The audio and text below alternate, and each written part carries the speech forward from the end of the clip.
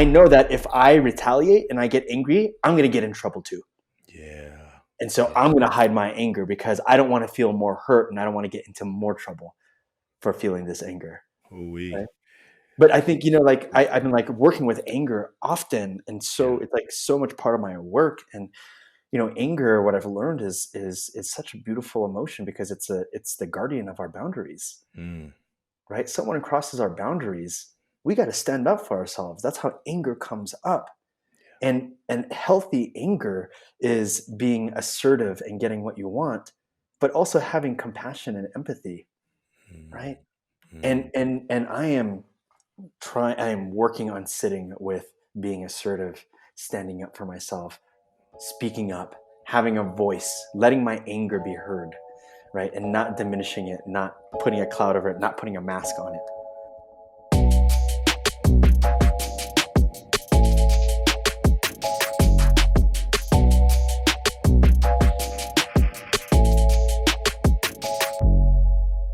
Welcome to the Taking Off the Mask podcast. My name is Ashanti Branch, and I'm really glad that you've joined us. Today's conversation is with Mike Sagun. Mike is a certified coach for men. He is a facilitator with the EVRYMAN Project, and he's a man who I've sat in circle with. I'm really glad that we had a time to have this conversation earlier this year in 2020. And you imagine all the things that happened in 2020. Right before things shut down, I had the opportunity to go to my first EVRYMAN retreat. It was in Joshua Tree. I had heard about Joshua Tree. I had seen pictures of Joshua Tree, and finally being able to go there. Mike was a co-leader on that workshop, that retreat. And my life was changed. I did some deep work for myself that was about building connection with me. And Mike happened to be there and be a part of that experience. And so I'm really thankful to him for that. And in today's conversation, we get to talk about our masks together. We get to explore what it's like to walk around and feel like you have to bottle up emotions, particularly anger in this conversation. What is it like if you were dealing with things you were angry about and you couldn't show anger because you were taught that to show anger could actually get you in trouble, could get you hurt? And definitely those are some of my experiences. I'm really excited to have you listen to this conversation. And if you want to be a part of the Million Mask movement, you can do that on your own as well. You can go to 100kmasks.com and create a mask and see the thousands of other people around the world who have also contributed their mask to this movement. That's 100kmasks.com. And please, if this conversation inspires you, please share it with someone. That's the easiest way. Or rate us on your favorite podcasting platform. That's the easiest way for other people to find it, just like you have today. Thank you for being here today. Welcome to Taking Off the Mask.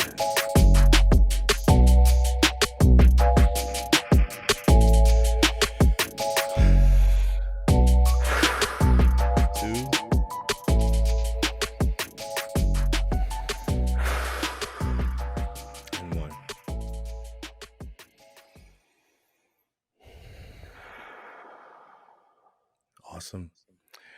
Welcome to the Taking Off the Mask podcast. I am so glad to have you here with us, Mike. Thank you for joining us today. Thank you. Thank you for having me, Ashanti. It's good to see you, brother. It's good to see you too, man.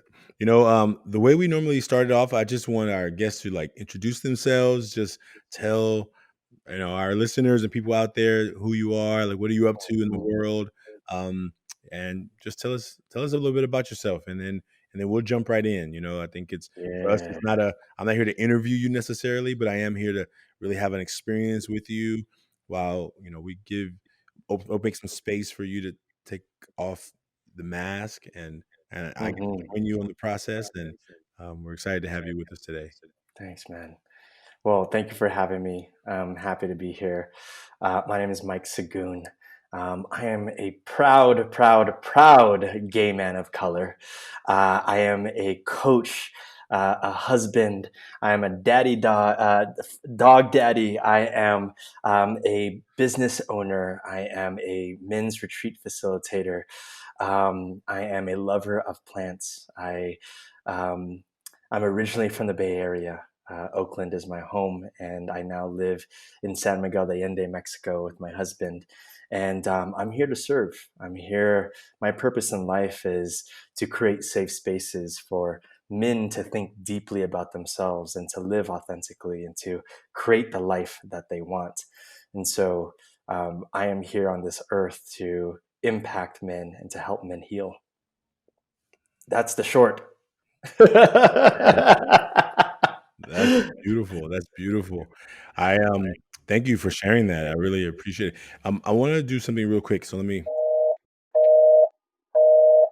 So we we just had that little moment of like it's probably one of our bloopers and as we look to the future, right? Because we've had all kind of situations as we're learning to do this journey, right? Like I love having conversations with people, and then when we add the technology in it, it's like, uh-oh, can we Yeah. hear? Yeah. So I think that's where part of the journey of like figuring it out comes to. We had one of our interviews. Somehow it only recorded the guest; it didn't record me. So we have great, some great words of the guests, but yeah, they were interviewing themselves basically. Well, I think that's what's so beautiful about this medium, right? Like let's talk about actually taking off the masks here, Yeah, Ashanti. yeah. Like we're literally taking off the masks here, and we are not perfect in this production, and that's okay. Like this is not a perfect production, and we're owning it. We're being real that we have some malfunctioning. There's technical issues. That's real right there. Absolutely, absolutely. And I have an intern who's helping me with guest management, which is like, oh my god, my heart gets so nervous. I'm like, did you send a reminder? It's like me Yeah. letting go is a big part of this experience, right? Like, Mm. I wish I could do it all, like send out the emails and send out the reminders, and I don't know how people can do it. I just can't. Yeah. And so, What is that letting go? What are you letting go of, or what do you need to let go of? I think I'm letting go of. Well, I'm attempting to let go of the fear of failure and what failure Mm. feels like and looks like, Mhm. right? So, like, if the guest doesn't feel well taken care of, then it's a reflection on me. So my shadow says I gotta look professional and responsible and Mm. organized and clear and conscious, Mhm. like all of it perfectly Yeah. every time. Yeah. So yeah, so I think the fear is, oh goodness, right? And so when something doesn't go the way that I want the guest to experience it, then my mind goes up, maybe I should have done it.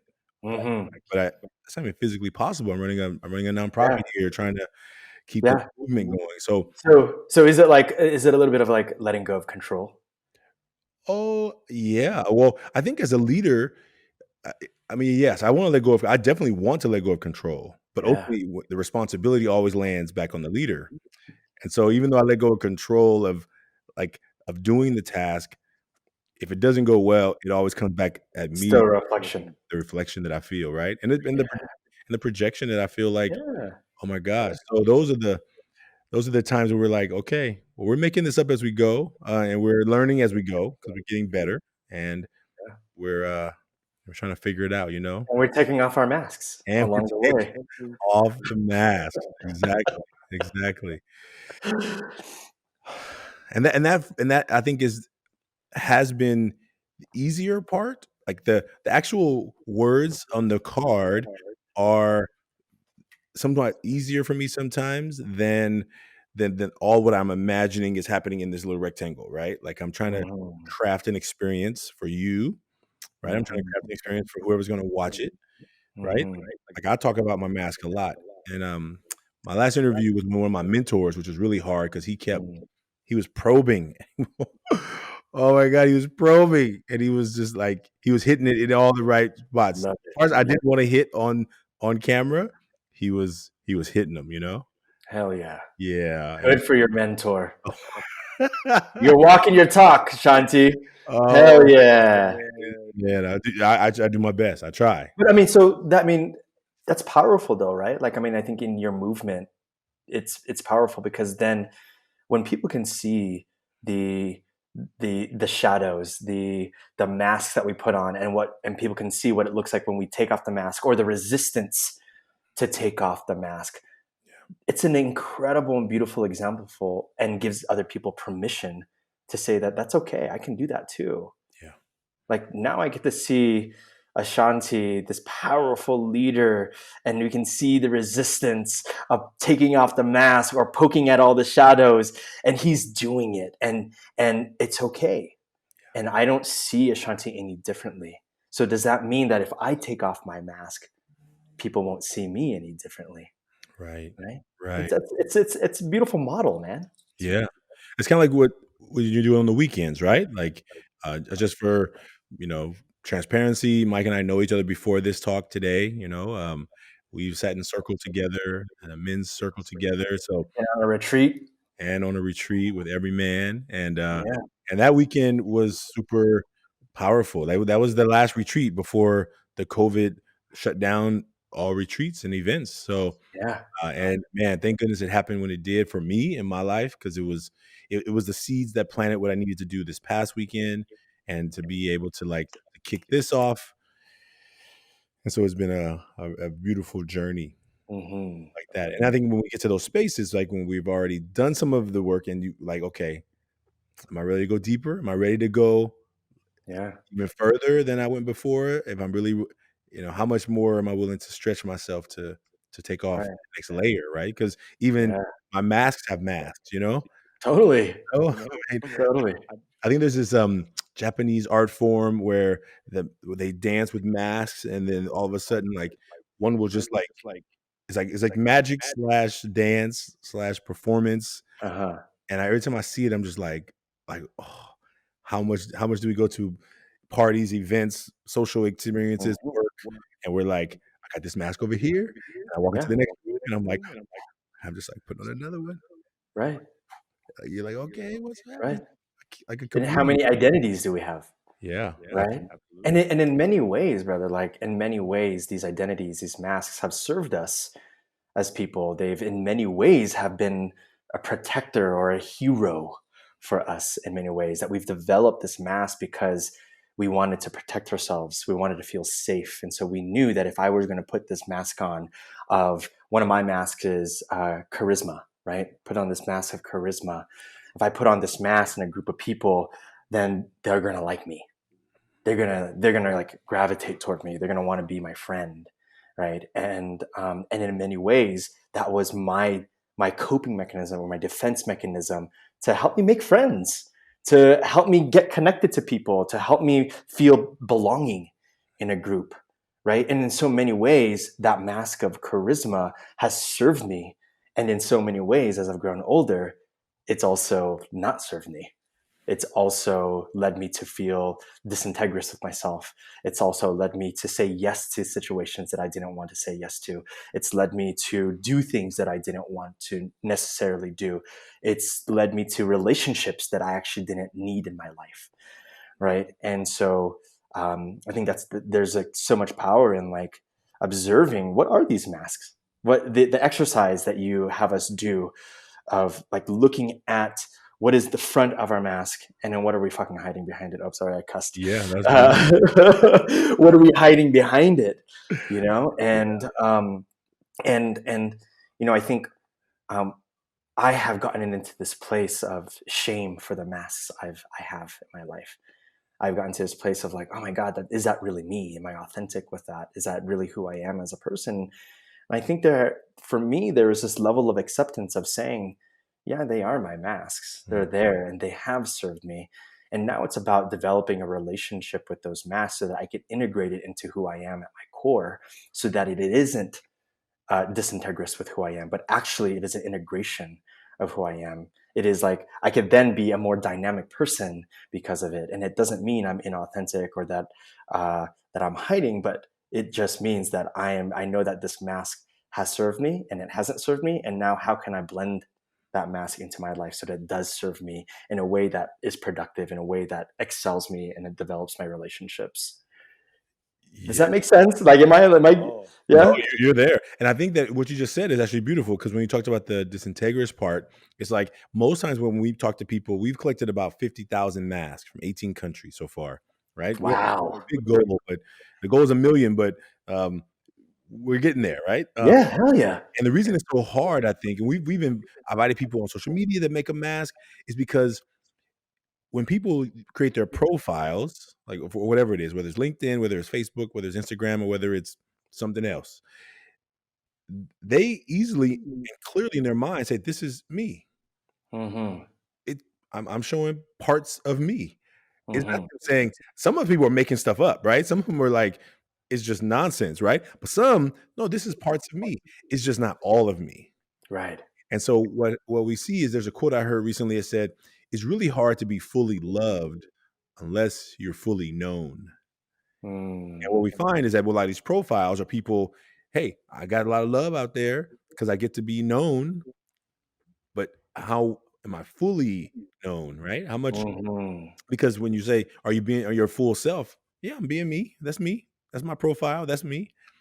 But there's so much more to us than what people can see with their eyes, Right. right? Absolutely. And then sometimes it could just be a projection of how we think we are perceived by other people, right? It could just be a projection of like what I put on my Instagram and the photos I put is what I think you want to see from me, right? And so in many ways, it is like disintegrous to post like that because is it actually you, right? Or is it like, there's Carl Jung says, I am not who I think I am. I am not who you think I am. I am who I think you think I am, right? Yeah, And so it is a projection. It is like I am defining who I am based on what I think you think I am or who I should be. And is that authentic, right? man. Uh, there's that quote. I don't know who says it, but he says like, "Until we make the unconscious conscious, it will rule our life, and we'll call it fate." Mm, Right? And I imagine that if we're doing that, if I'm unconsciously being who you want me to be, and I'm wondering why my relationships don't work because I'm not really being myself, right? I'm being, oh, you need me to be funny, you need me to be happy, you need me to be like on top of everything, have all the answers, but I'm feeling like I'm not that inside. So therefore, unconsciously, I'm trying to just be what other people are expecting me to be, yeah, and never taking care of the part of me who needs something myself, right, right? I may be told that you don't have a right to want or need. Your job is to provide. Your job is to always make it better for other people. And I think those right. are those messages, you know. So I think that's exactly what we're talking about. What we get a chance to do, and I think you've gotten a chance to do that for a lot of men to give them that space to say all of you is welcome Yes. and all of you is enough. You know. Yeah. Yeah. Yeah. I think that's an interesting point and an interesting topic because in the spaces that I lead, it is it it is what am I trying to say here? It'll come to me. In the spaces that I lead, it is a space for guys to show up however they want, whoever they are in this moment and however they want to show up. And what I see in these spaces is as guys commit to coming to these spaces and showing up authentically in this moment, in that moment, that every single time they come to a men's group or every single time they come see me for a coaching session, I get to see a mask unlayer or take off, come off, right? I get to see a little bit deeper into who they are and in their heart. And this is why these spaces are so important for anyone, a space for anyone to just be. I was one of my favorite artists is Blood Orange, and he produces for Beyonce's sister Solange, and he has this track on one of his albums, and it's I think it's called Friends, but it's a woman, and it's a monologue about what it means to be seen, what Mm. it means to feel belonging. And I'm paraphrasing here, but she essentially she says, when I enter a space with people I trust, my chosen family, people I've chosen to be around me, I get to show up and be how I want to be, whoever I want to be, and they don't judge me, they don't criticize me, and I feel welcome and belonging. And in the spaces that I lead, I think there's a quality of that. Guys become our strangers, and then they come into these spaces, and all of a sudden, after a few hours of work or a few days of work or a few weeks of work, they feel seen, they Mm. feel like they belong, they feel like they are part of something. And I think that's the beauty of us being able to remove our masks in front of people and showing people, like, this is the mask I wear, and now I trust you that I can take this mask off and I could just show up more fully for you. You know?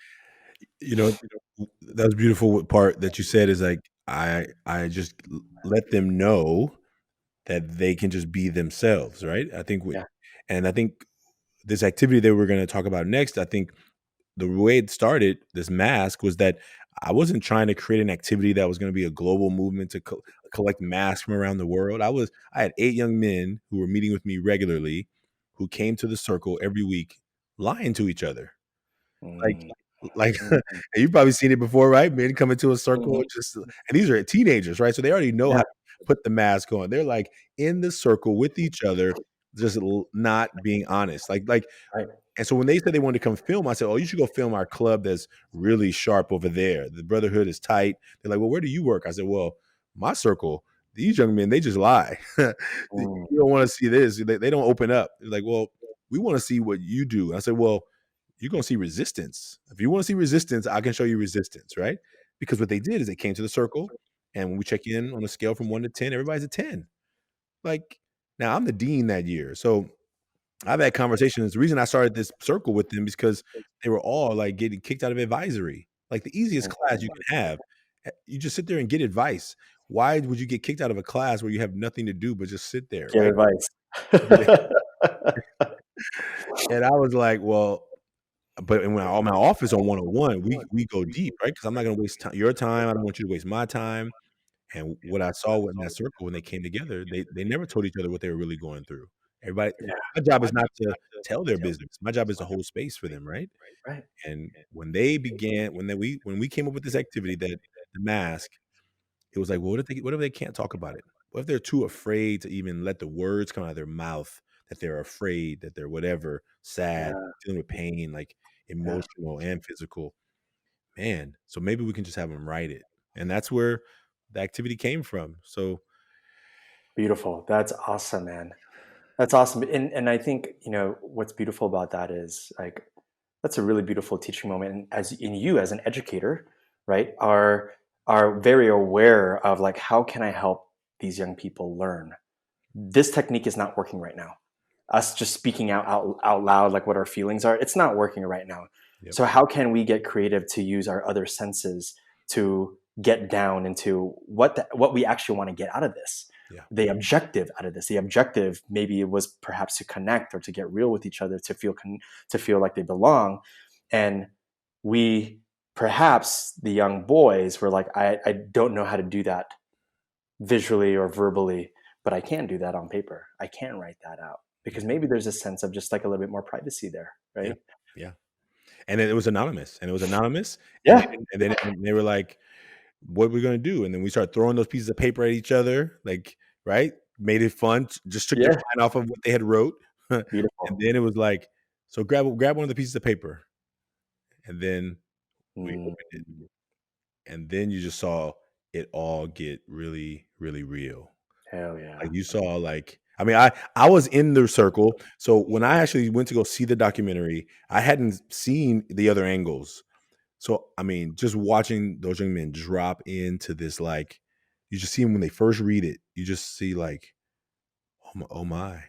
I Yeah, felt it from where I was sitting as a part of the circle, but when I actually got to go see it from the outside, it was dropping in even deeper than I had seen, you know. And I yeah, think when we started doing that workshop around the Bay Area, it really began to open doors for people to recognize that there's more to us. And where can we find the safety? And I think it starts with me, right? It starts with me. Like, I'm going to come into the room. I'm going to do my best to take off as many of my masks that I can feel safe doing so that you can see I'm human. I'm not here to spit a bunch of facts and data at you. I'm sure to say, can we touch our heart today? That's what our experience is about. And so you and I get a chance to do that right now. Let's do it. Yeah. So if anyone out there wants to be a part of this movement, you can go and make a mask online anonymously at 100kmasks.com. That's www.100kmasks.com.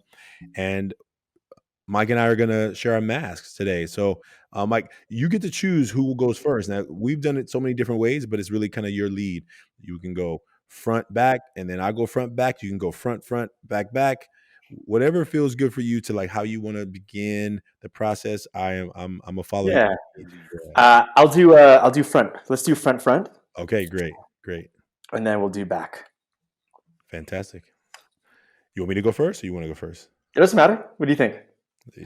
I'll go. I'm ready. Let's go in. All right. So this is my front of mask. And it is me with the hat that I have on right now, and a spotlight on me. I grew up on the stage. It was my first career. I was a theater performer, and I was basically raised on the stage. I did theater from the age of 10 to the age of 30, and still very, very deep in my life. But with the skills of being on stage came also this ability to put on different masks.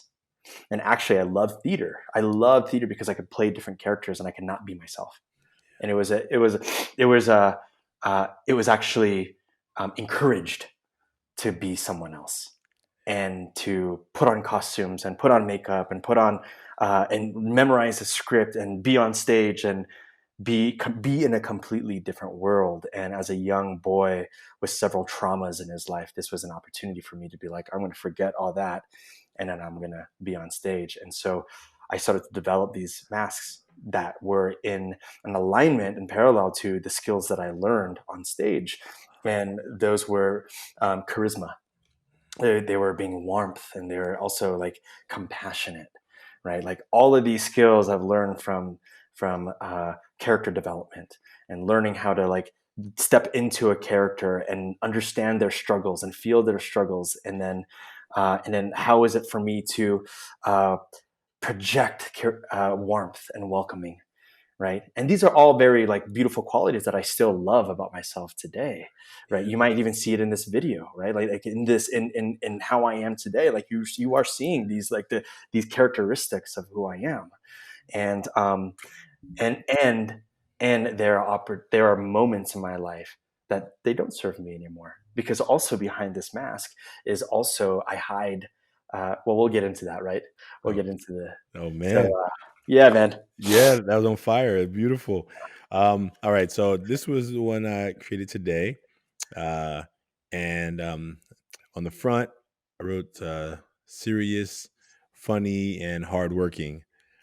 And I think that as you were talking about your mask, I think I was helping raise my siblings at very young. So at 7 years old, my uncle said, "You're the man of the house." My father died before I was born, so I was like, "What? I don't want to play. Can I just go play?" And I think that I had to start. I had to give up my childhood early, and I had to be a man at 7 who I just wanted to be a little boy, and so I had to become serious really fast. Yeah. Before I was ready to be serious, before I was ready to be taking care of other people, I just wanted to enjoy being free, and funny was because I had to laugh it off a lot. I had to laugh off the fear and the sadness and living in really rough communities in Oakland, being afraid to take out the garbage because my mom thought it was a good idea to go watch Cujo about a rabid dog who kills people, and the garbage can is in the dark. Like, I'm allowed to be afraid. I'm not allowed to be afraid to go down those steps because there's no light down by the garbage. I'm like all the things that okay, I gotta be serious and I'm scared. I gotta be funny when I'm afraid. Like and then hardworking is just like there's no other option. And Mm, I think that in parts of my life, I've turned those into things that can elevate me and also yeah, absolutely cause me to disconnect. Right? Like I work so hard that it's never enough. Like it's like 2 in the morning. I borrowed hours from the next day to try and get more done this day. Stuff that possibly could wait, but something in my mind says you got to finish. You got to finish, and some things don't have to be finished, right? I think but it's like keep going, keep going, keep going, keep going, and yeah. So those are the ones that are on the front um, mm, that are resonating. It was something I was gonna say, but it slipped me. It's on my yeah. mind. Yeah, And, but what I'm hearing from that, and also what I'm relating to, is like in many ways, like these are just ways of coping, right? Like these are just ways of coping with things that are hard, and we just know how to do these things because we've done it before. yeah, They've yeah, worked yeah, before, yeah, and now when we are in a place where we feel in scarcity or we feel scared, we know that I know that if I am charismatic about it, then then I'm okay, right? If I know that I'm scared, but I also can project that I'm warmth and not scared, yeah, then I'm okay, yeah. right?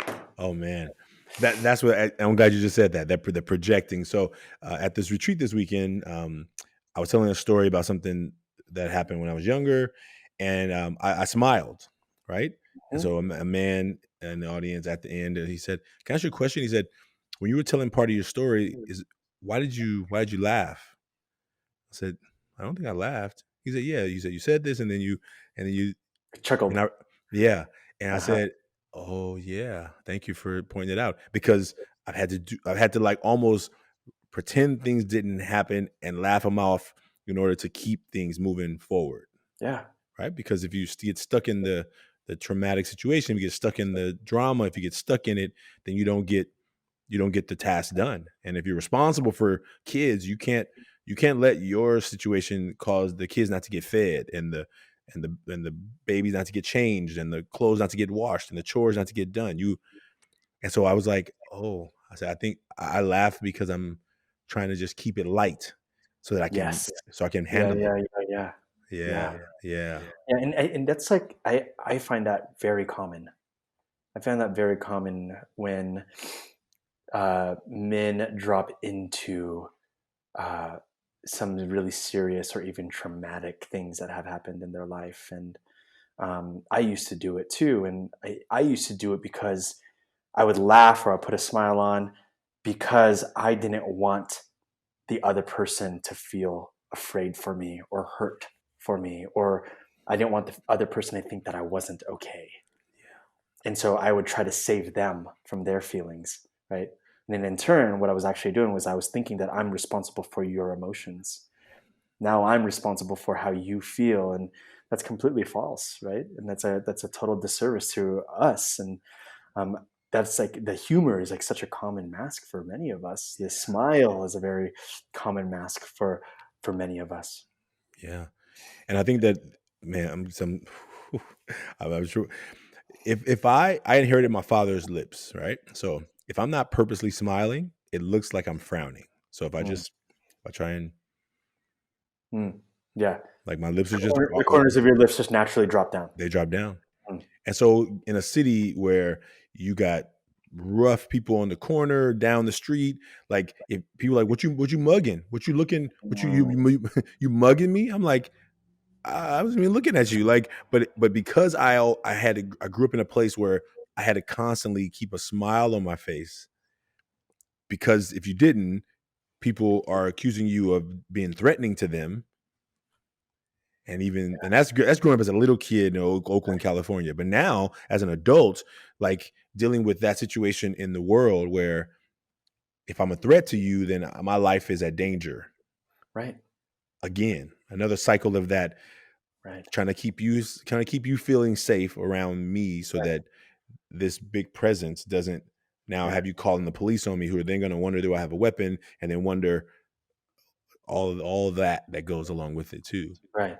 Yeah, So Vivek, it's like now you're always walking around this world feeling like you are responsible for how you impact other people just by being you, just by walking down the street. Absolutely. And that's scary. How then do you start to unmask yourself and say that this is okay? How then do you uh, have a conversation with these people and like put it back on them, right? How do you do that without then again feeling threatened or then again feeling unsafe? Yeah. Right? Yeah, that's, I mean, shit, man. That's real stuff. And I laugh right there. See, Yeah. I didn't intend to laugh, right? And now I'm more conscious of it. Like I don't think I for a long time knew that I would do that. I never was laughing because it was funny. I was chuckling to put a feeling on it that I want to project that it's okay, Totally. right? Totally. Yeah. And that was just a front. I mean, shoot, we're okay. Well, are you ready? Here we go. All Let's do right, it. let's go. All right. So the back of my mask: anger, judgmental, angry, judgmental, and embarrassed. These are things that I hide very often and very well at hiding. I grew up. I grew up Filipino American with parents who were trying their best, but weren't the most emotionally intelligent people. And my anger was a threat to them. My crying was a threat to them. And I was taught at a very young age that anger was not okay. That if I felt anger, I would get hurt. If I showed anger, I would get spanked. And so growing up, I started to blend my anger with the consequence of getting hurt. And so if I felt angry, I knew that I would just stuff it down and I would put on my face and say everything is okay. And that is still something that I'm working on. In my 30s, here I am. Like, I'm very aware that that is something that I hide often, and I consciously, with so much effort, try to unmask myself so that that anger comes out and it gets expressed. And judgmental. I find myself. It's interesting being a Filipino American, but also growing up Christian. A lot of judgmental values within those cultures of one, how you present yourself out in public. I got this taught to me at a really young age from my family of like, like my aunts would like put on makeup to go to the grocery store, and if and like looking slobbish or looking unkempt was not okay, even if you were going to go to the gas station to just pump your car, right? And so I developed this like this judgment of like, oh, look at these guys, like they're so unkempt, like what the hell, you know what I mean? And being very judgmental, and the thing about judgment is like, and I'm very aware of this, is that my judgments of other people are just reflections of things that I don't like in myself or judge in myself. And so when I find myself in these moments, I bring it back to me and say, holy shit, so what is it about me that I'm insecure about? What is it about me that I'm judging? And embarrassed. When I feel embarrassed, I don't show it. I have a hard time telling people that they embarrassed me. I have a hard time saying out loud that I'm embarrassed.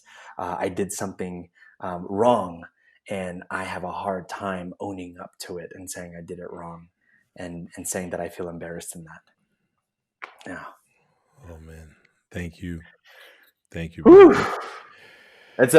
man, like I was feeling this tension in my chest from going in there, and like right when I took that deep breath, it just like opened up. And thanks for holding that space, man. Thanks for listening.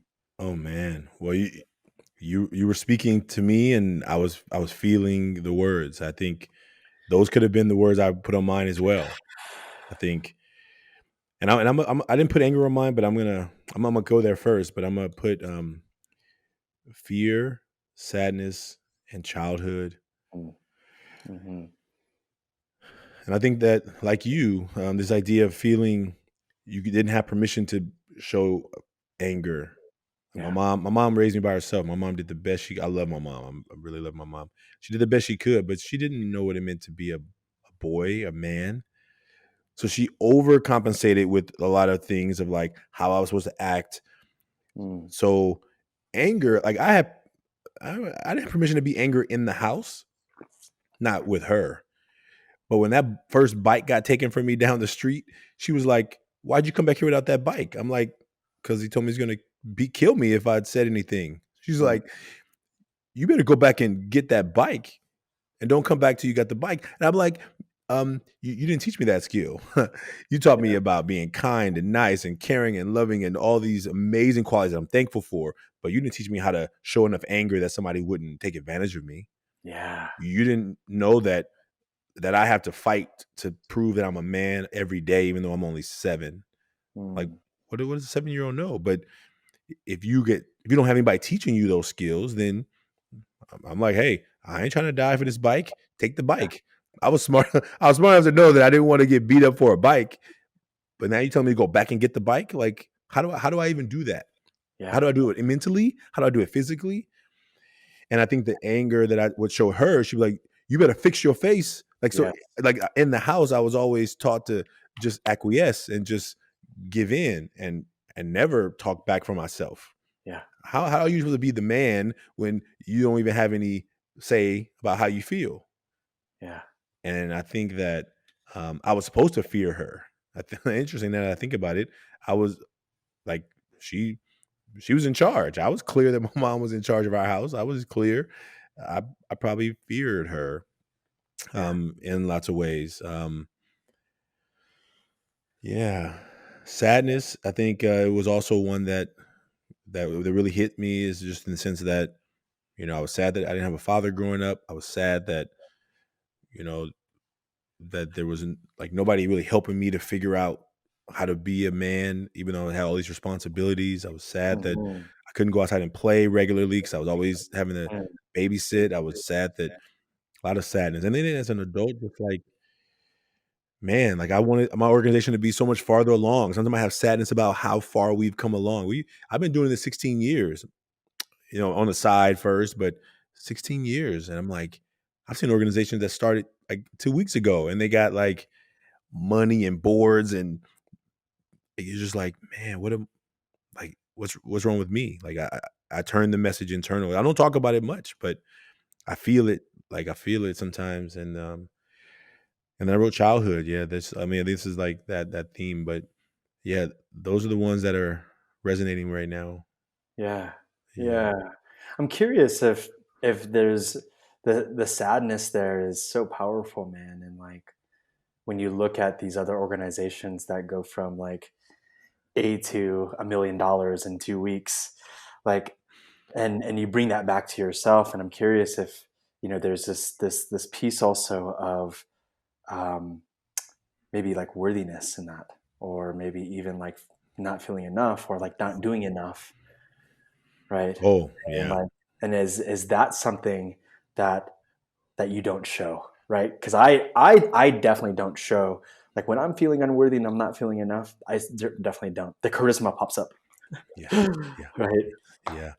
I think when you ask that, like when I don't feel enough, I think it's I overcompensate with the front by hard working. Hard work, yes, So yeah, basically, I'm like, okay, that means I got to work harder. That means okay, I got to work more. That means I gotta do more. Like always in the sense of like, okay, then I must not be working hard enough. So yeah, therefore, I must have to do something else. And I think only in this work of nonprofit what I've started to learn, and I started to give myself a little bit more permission to feel about it. Like it's a lot of it is who you know in this Bay Area system of philanthropy and money, right? Like if you don't, I thought, here's what I thought. When I started Ever Forward, I thought that if you do good work, people will find you and give you money to do more good work. mm, I didn't know that you had to like tell your story and share with the people what you're doing. Yeah. I mean, I definitely was. I grew up in a community where bragging about yourself is kind of like not seen as positive.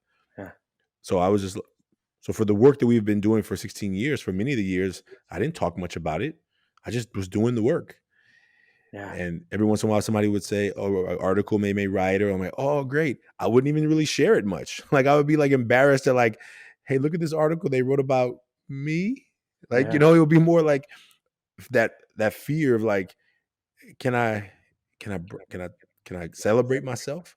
And Yes. I heard a man a couple of weeks ago say, he said to himself, he said, "I better choose me if I'm expecting everybody else to choose me." Yeah. And I was That's like, right. Yeah. "Oh, I felt that so much, right?" Like, Yeah. what if I just felt totally okay with like feeling valuable and important and worthy? That Yes. when something good happened, I celebrate it as opposed to like, "Oh, I don't want to post that. I don't want to. No, I don't want to feel like I'm Right. bragging." Right. Yeah. Right. Something came up for me and while you're sharing about your anger too is that like similarly, uh, anger was like so confusing for me because if I got angry, my parents got angry at me for getting angry and they told me to put my anger away. And then they would demonstrate anger and like for some reason, why is it okay for you to show anger and then inflict pain on me for my anger? And it was like always this like confusing dynamic for me, this like confusing construct of, well, you say that you don't want me to feel angry, but yet you are angry at me for being angry and you're allowed to be angry. Why can't I be angry? Right. Those emotions, right? The emotions. And then when you're like, have you ever had a situation in that as in where you, oh wow. See, Yeah. we never We, get phone calls here. Give me we one take it second. off the masks. There's nobody else in here. Let me one second. Let me Yeah. grab this. I forgot. I was about to ask you the question. Oh, like because of the anger that they didn't give you permission to show, do you feel that those patterns is what causes anger to be on the back of the mask now? Like the hard part of like being able to come up with it. Oh my Some of gosh. 100%. I mean, I think they're the start of it. They were the catalyst of it. And then also just living in the culture that we live in, anger just wasn't accepted, right? And I yeah. mean, anger is glorified, I think, in sports and on media and television and football. Like anger is glorified in that, right? But as a young person, uh, even at school, in elementary school, I could not get angry. Right? If I got angry, then all of a sudden I'm having a talk with the teacher, and there wasn't any space for me to like let out the anger. Right? I had to like bottle it all up in, and like, and I'm a kid. I want to feel angry. Right? A Yeah. kid tripped me, and and I know that if I retaliate and I get angry, I'm gonna get in trouble too. Yeah. And so Yeah. I'm going to hide my anger because I don't want to feel more hurt and I don't want to get into more trouble for feeling this anger. We. Right. But I think, like I've been like working with anger often. And so Yeah. it's like so much part of my work. And, anger, what I've learned is such a beautiful emotion because it's the guardian of our boundaries, Mm. right? Someone crosses our boundaries. We got to stand up for ourselves. That's how anger comes up. And healthy anger is being assertive and getting what you want, but also having compassion and empathy, Mm. right? Mm. And I am working on sitting with being assertive, standing up for myself, speaking up, having a voice, letting my anger be heard, right? And not diminishing it, not putting a cloud over it, not putting a mask on it. Oh man, thank you for sharing that. I think I did the almost the other side of that. So since I couldn't show anger at home, I took off anger at school. So I would turn into a tyrant Mm. almost, right? Like I didn't really bother anybody, but Yeah. if you push me, it's going down. And I think I got suspended from the fourth grade to the sixth grade because I was elementary back then. I went to a new school up in the Oakland Hills, and literally I was suspended probably 25 times in 3 years. Yeah. Like like okay, I don't bother people, I don't start nothing, but if you push me, And I'm taking out not only just anger on you for hitting me, I'm taking out the anger from my mom for not doing Yes. this or for whatever this, for having to babysit these kids. And it would be always taken to an extreme. It would be like if I was going to have a fight, oh, I'm releasing energy Yes. on you, right? And it was bad. I remember some fights that were like, I don't even know why I couldn't stop hitting somebody. I mean, it was, Mhm. I mean, I'm fourth grade, I'm fifth grade, I'm sixth Yeah. grade, but I remember being to the place where like just out of control Yeah. sometimes, you know? And And that is right there. That's rage, that is, right? yeah. Rage is on the spectrum of anger, and rage is like it is intentionally directed to inflict pain. It is like Mm, specific about I'm gonna inflict pain, and there was rage in my family. It wasn't physical. It was through the words. hmm, I know what to say to like hurt you, yeah. and that's how my rage comes up. Is like if I'm getting into something and I can't feel allow myself to feel the anger fully, I'm gonna go right to rage and I'm gonna like use my words to Hmm, just I'm gonna dig in and I'm gonna say something that's gonna hurt you, and then 20 minutes later my body's gonna calm down and I'm gonna be like, why the heck did you hmm, say that, Mike? hmm, Come on, man. Come on. man. Yeah, man. Well, let's take a breath. Let's take a breath, man. Yeah. Thank you. Mm. Is there anything for you that you want to say, just as we close, as maybe just left to say for yourself, or to maybe people out there who are like, "That's too hard. I can't talk about that stuff," or Mm. what else needs to be said, just in terms of this mask experience for you? Yeah, yeah. Um, I love this idea of having we all have multiple masks. I think you said that earlier this on this call. And if we give ourselves permission to just try what it feels like, just to take off one layer of these masks with someone that we trust, that's enough. And then the next time, let's see what would it look like with the same person to remove another layer of mask. And then that's enough. And maybe throughout that experience of removing that mask, you might want to put that mask back on, but that's okay. But you tried and you felt what it felt like to take off the mask. And that's okay. It's like that's how I talk about emotions. It's like you have trouble feeling sadness. Let's just lean into it a little bit. Let's just feel it a little bit. We don't got to go full force, cry, sad, sob, shake. We don't need to do that right now. It's just like let's just sink into it a little bit and then step back. Thank you. I just Yeah. want to say thank you for sharing with us and for taking off the mask and revealing more of yourself with us today. Um, can you tell just folks what you're up to? Like, what are some things? I know you have a podcast that you were Yeah. creating. So, how about you just tell folks how they can find you, what you're up to, and how we can support the work that you're doing in the world? Awesome. Thanks, Ashanti. Yeah. You could find me on I spend a lot of my time on Instagram. So you could find me at mike.sagun, Sagun. You could follow our company. It's called The Unshakable Man on Instagram. And if you want to learn more about emotional awareness, if you identify as male and you want to increase your emotional awareness, increase your emotional intelligence, join us for our program. We have a 12-week program right now. We have a cohort of 50 men from all over the world that show up twice a week. They are triad calls. These guys drop in with each other. And if you want more information about that, that's at unshakableman.me, www.unshakableman.me. And connect with me on Instagram, and I would love to hear from you. And also, if you're interested in one-on-one coaching and you identify as male, reach out. You could reach out through my Instagram or through email at mike@unshakableman.me. Thank you, Mike. We will put Yeah. all of that in the show notes so that everyone can find a way to reach out to you. And thank you for being on the show with us today. Thank you Oh my for gosh. taking Thank the you. time. And anyone out there who wants to make a mask, you can make your mask at www.100kmask.com. It's anonymous. It's one picture, 6 words of reflection, introspection, and hopefully building connection deeper to yourself and to others around you. Thank you so much. We'll check in soon. Peace.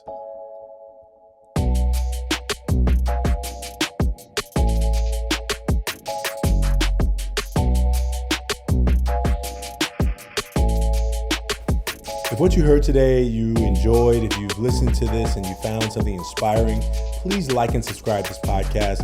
That's the best way for someone to find this podcast, maybe like you did. Please tell someone about it. If you know, listen to some of our previous episodes, and if one of them rings out to you, please share it with somebody you know. We also invite people to join us in a face-to-face where they come together with another person to make a mask and talk about that mask together. There's short conversations, about 20, 30 minutes. So if that's something that's interesting to you, please send us a message, send us in the comments below, let us know that you're interested in that. And we look forward to you joining the movement of the Million Mask Movement. And check out our new shirt. I don't know if you can see it, but this is our new shirt, the Million Mask Movement. And so we'll have these soon available, but we look forward to you being a part of the movement and supporting our work. Please consider supporting the work that we do in Ever Forward and in the work that we do in the Million Mask Movement to let people around the world realize that they're not alone. Thank you.